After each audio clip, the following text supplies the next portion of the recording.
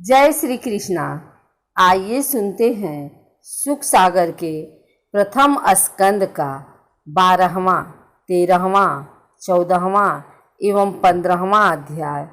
प्रथम स्कंद में कुल 15 अध्याय हैं।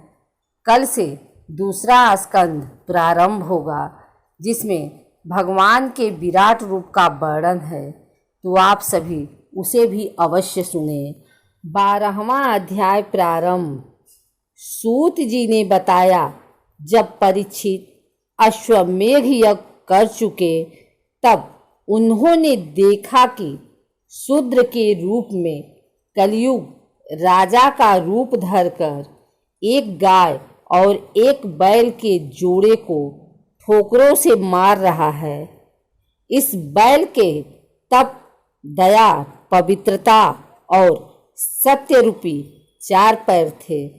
कलयुग के आने से तप, दया, पवित्रता रूपी 3 पैर टूट गए।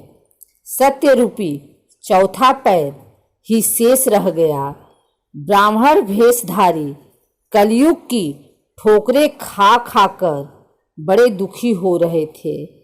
धर्म बैल का रूप रखकर इधर उधर विचरण कर रहा था।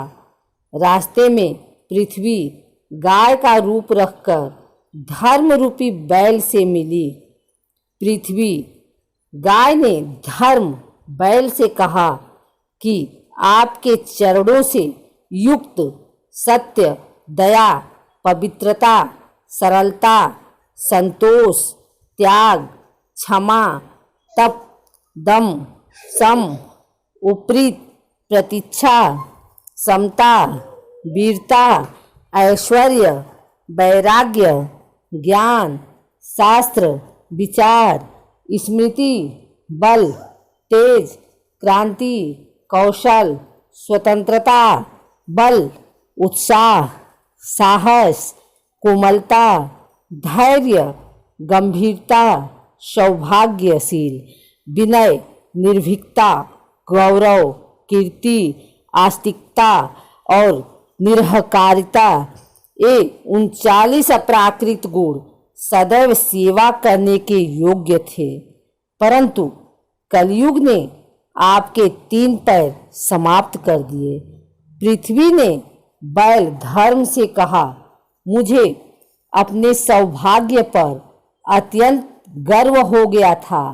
भगवान ने मेरे गर्व को चूर चूर करने के लिए यह दंड दिया है और दे रहे हैं। 13वां अध्याय प्रारंभ।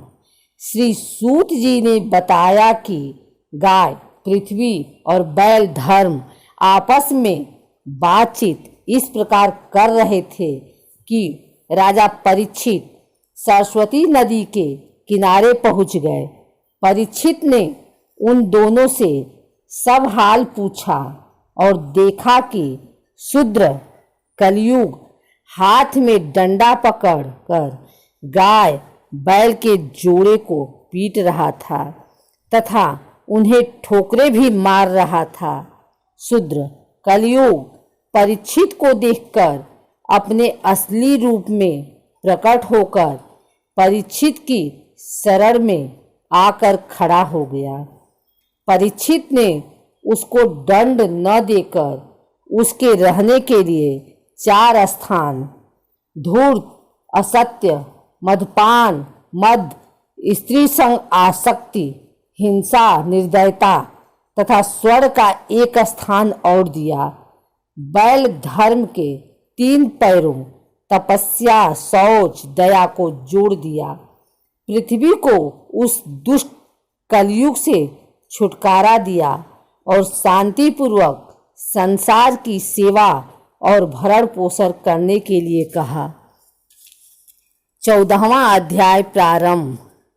श्री सूत जी ने बताया, एक दिन परीक्षित शिकार खेलने वन में गए। वे रास्ता भूलकर वन में इधर उधर भटकते रहे।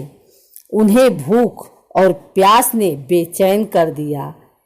पानी की तलाश में परीक्षित घूमते हुए समीक ऋषि के आश्रम पर जा पहुँचे। उस समय समीक ऋषि तपस्या में लीन थे। तपस्या में लीन होने के कारण उन्होंने राजा परीक्षित की बातों पर ध्यान नहीं दिया। इससे राजा परीक्षित समीक ऋषि पर बहुत नाराज हुए और क्रोधित हो गए। उन्होंने वहाँ एक मरा हुआ सर्प देखा। उन्होंने उस सर्प को ऋषि के गले में डाल दिया। इसके बाद वह अपनी राजधानी को लौट गए। ऋषि के पुत्र ने आकर अपने पिता के गले में मरे हुए सर्प को देखा। इससे वह क्रोधित हो गया और क्रोध में भरकर उसने कौशिकी नदी का जल हाथ में लेकर परीक्षित को श्राप दे डाला कि आज से 7वें दिन राजा परीक्षित की तक्षक सर्प के डसने से मृत्यु हो जाए। इस श्राप को सुनकर समीक ऋषि को बड़ा कष्ट हुआ और अपने पुत्र से कहा, तूने यह कार्य ठीक नहीं किया है। जब परीक्षित को श्राप का पता चला तो उन्होंने अनशन व्रत करना शुरू कर दिया। वे इस श्राप से छुटकारा पाने के लिए प्रायश्चित करते रहे। 15वां अध्याय प्रारंभ। श्री सूत जी ने बताया कि राजा परीक्षित को अपनी राजधानी पहुंचने पर उन्हें अपने द्वारा किए पाप का पश्चाताप होने लगा। उन्होंने विचार किया कि महात्मा के अपमान करने से घोर विपत्ति आ सकती है। उन्हें पता चला कि ऋषि कुमार के श्राप से उन्हें तक्षक नाग डसेगा। भगवान श्री कृष्ण के चरण कमलों को सर्वश्रेष्ठ मानकर वे गंगा के तट पर बैठकर आमरण अनशन व्रत करने लगे। उसी समय बड़े बड़े ऋषि मुनि अपने शिष्यों सहित वहां पधारे। बड़े बड़े ऋषियों को देखकर राजा परीक्षित ने उनका यथा योग्य सत्कार किया और उनके चरणों में अपना सिर रखकर वंदना करने लगे। परीक्षित बोले, हे द्विजवरों, मैंने अपने आप को भगवान श्री कृष्ण के चरणों में समर्पित कर दिया है। तक्षक द्वारा डसे जाने की जरा सी भी चिंता नहीं है। मैंने अपने पुत्र जन्मेजय को राजपाट सौंप दिया है। महर्षि बोले, हम तब तक यही रहेंगे जब तक राजा परीक्षित अपने नश्वर शरीर को छोड़कर भगवत धाम को नहीं चले जाते हैं। उसी समय व्यास नंदन भगवान श्री सुखदेव जी वहां प्रकट हो गए। उनका वेश अवधूत नग्न का था। परीक्षित ने श्री सुखदेव जी के चरणों में सिर झुकाकर प्रणाम किया और उनको उचित आसन प्रदान किया। परीक्षित ने हाथ जोड़कर कहा कि आपने एक अपराधी क्षत्रिय को तीर्थ के समान पवित्र बना दिया। भगवान श्री कृष्ण मुझ पर प्रसन्न हैं। उन्होंने अपने फुफेरे भाइयों की प्रसन्नता के लिए उन्हीं के कुल में जन्म लिया। मेरे साथ भी अपनेपन का व्यवहार किया है।